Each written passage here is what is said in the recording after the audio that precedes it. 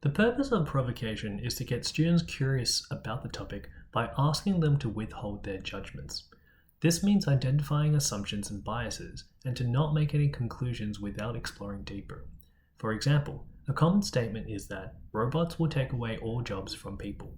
In provocation, you would want to find out more about that statement from the student.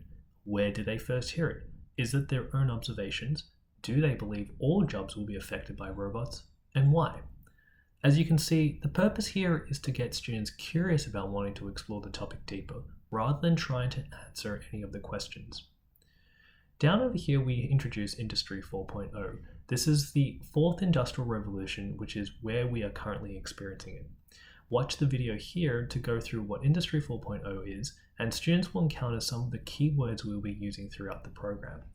In the student workbook, you can also find a glossary sheet with some of the keywords that we'll be using, as well as the innovation cycle terminologies that we'll be using for the framework.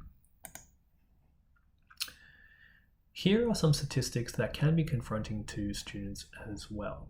However, once you have finished the video and the exploration of the statistics, we would highly recommend that teachers open a class discussion on what students think and feel about the fourth industrial revolution.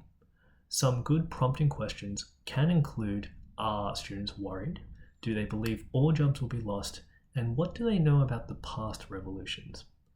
By the end of this stage, we are shifting the language away from Industry 4.0 taking away jobs from people and destroying jobs towards transforming the way that we work.